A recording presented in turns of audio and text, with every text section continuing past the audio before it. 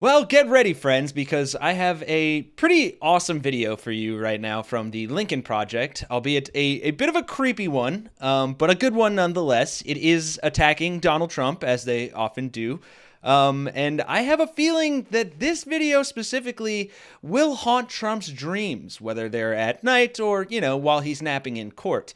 The Lincoln Project put this out today, and they introed it saying, "We said it. Trump's all alone. Everyone knows he's weak, tired, running out of options, and no one is coming to help." So let's jump into the clip here. Donald, why won't they help you? No one is coming. They're leaving you out in the cold. You have no one. Nikki Haley and Ron DeSantis say they're out of the race. They dragged you publicly. But they keep winning votes in the primaries. Without even trying. Votes you wanted. Votes you deserve. You built this movement. Their voters just don't like you. Are they embarrassed by you? More than 20% say anybody but Donald. Sounds like your dad. Does it hurt your feelings? Of course it does. But tick, tick, tick. Shouldn't you stop them? Is the disgrace, twice impeached, 4 times indicted ex-president. Of course you should. They're counting on you being too weak. You are. Too tired. You are. Too old. The sun is setting. The old Trump would have punished them. Where is Teflon Don? But that's not you anymore, is it? It's all coming to an end.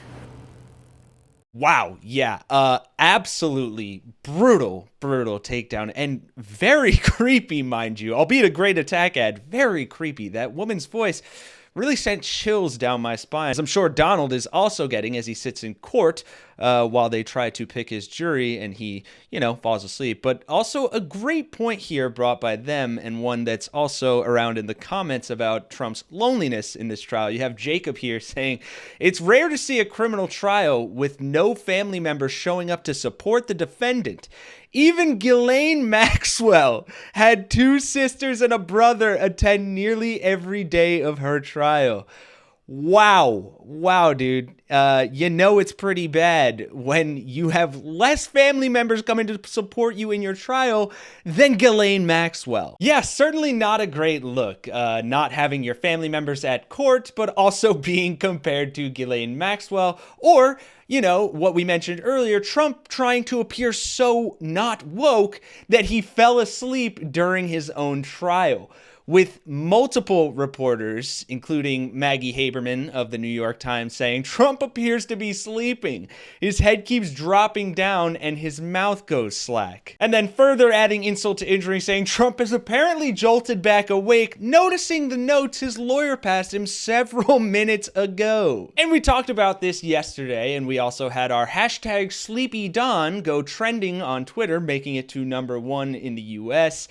Which also led to a lot of people hopping on that trend, including here, Lev Parnas, who actually dropped this video along with our hashtag SleepyDon. Take a look.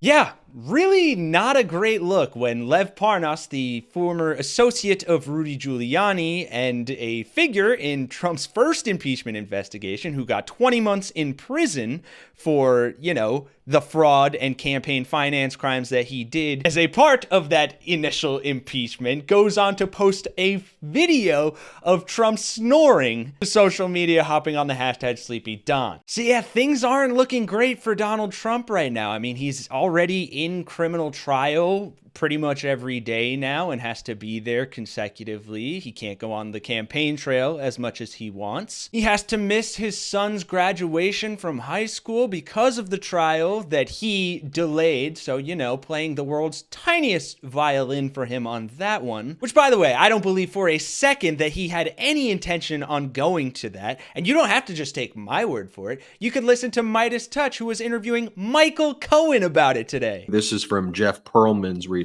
good reporter. Says in 1996, Donald Trump Jr. graduated from the Hill School in Pottstown, Pennsylvania.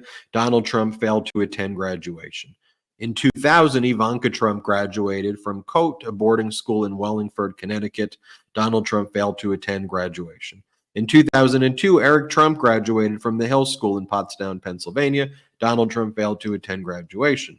In 2012, Tiffany Trump graduated from Viewpoint School in Calabasas, California. Donald Trump failed to attend graduation. And then in 2024, Barron Trump is graduating from Oxbridge Academy in Palm Beach. Thanks to legal proceedings, Donald Trump can pretend he had plans on attending. Not really hear Cohen talking so much about the stuff that you probably can't say as in the case, but from your knowledge and observation of Trump, him saying that he really wanted to. Well, I was going to say that. I was going to interrupt you before and turn around and say I wasn't aware that he went to any of the kids' graduations. Not to mention, when it related to school here in Manhattan, this, of course, was way prior to Trump even deciding to run. It was Melania and I that put Barron into school here, private school in Manhattan, when ultimately it was agreed that Melania and Barron were going to move to D.C. And so on. It was Melania and I that went and got him into school in Potomac in D.C. I find it not just comical, right? But I find it I find it insulting that that's the big issue. I missed my 25th birthday, my 25th anniversary, and my wife's 50th birthday because I was in Otisville, in part because of things that I had done at the direction of and for the benefit of Donald Trump. So before I start shedding a tear for him, for Barron, and I'm sure Melania is extremely excited he's not going to be there. Rest assured, I'm not losing any sleep, nor am I going to shed a tear that Trump can't go to Barron's graduation. So yeah, there's that. And he's also drowning in debt from all the legal fees that he's taken on from his past trials that he's been losing and getting railed on. And on that note of getting railed on, Joe Biden actually took all of that misfortune that Trump's been going through and gave him this little jab earlier today. I've already been delivering real results in a fiscally responsible way. But I know not everyone's feeling it. Just the other day, a defeated-looking guy came up to me and asked if I could help. He was drowning in debt. I said, "I'm sorry, Donald, but I can't help you."